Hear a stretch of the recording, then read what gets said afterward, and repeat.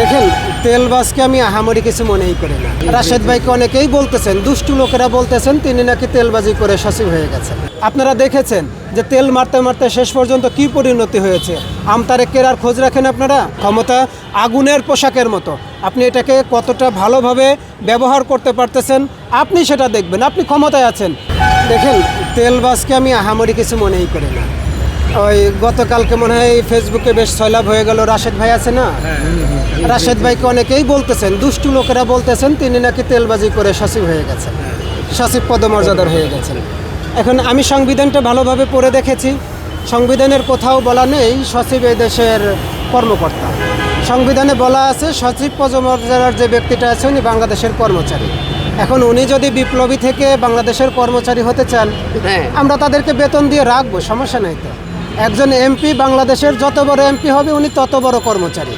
বাংলাদেশে মাত্র দুইজন ব্যক্তি ভিআইপি হতে পারেন, তার ভিতরে একজন প্রধানমন্ত্রী আর একজন রাষ্ট্রপতির চেয়ারটা যিনি অলঙ্কৃত করে আছেন হযরত চুপ্পু, ওনাকে সরালেই আমরা ওই চেয়ারটাকে ভিআইপি পদমর্যাদার বলতে পারি।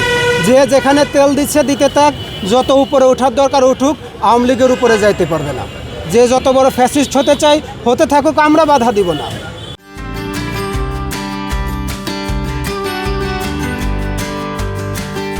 আপনারা দেখেছেন যে তেল মারতে মারতে শেষ পর্যন্ত কি পরিণতি হয়েছে। আমতারেকের আর খোঁজ রাখেন আপনারা?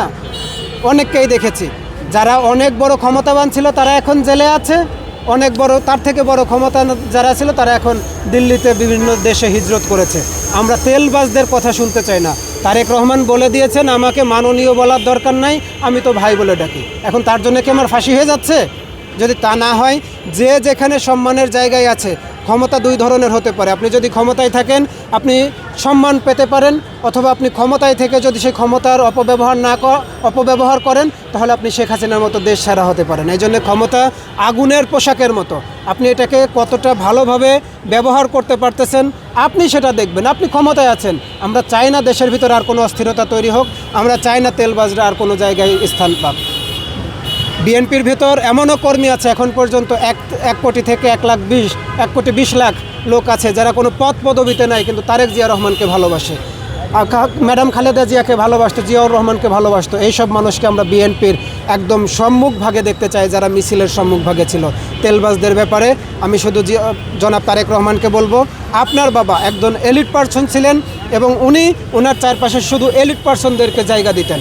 আমরা কখনোই শুনি নাই উনি এরকম মানে 2-4 জন একদম বোকাশোকা মানুষ কিংবা তেলবাজকে প্রশ্রয় দিয়েছেন। আপনার বাবার সেই রাজনৈতিক ধারাবাহিকতা আপনি রক্ষা করবেন। আপনার পাশে এমন কোনো ব্যক্তিকে আপনি স্থান দিবেন না যারা অনেক বেশি তেলবাজি করে, এমন কোনো ব্যক্তিকে নিরাপত্তায় স্থান দিবেন না যেটা আগামী দিনে আপনার জীবনের নিরাপত্তা কিংবা আপনার নিরাপত্তার হুমকির জন্য বড় মাপের হুমকি হয়ে দাঁড়ায়। আমরা আশা করব জনাব তারেক রহমান এগুলো মেধার সাথে, কৌশলের সাথে কোনো না কোনোভাবে ইনি এগুলো ব্যালেন্স করবেন।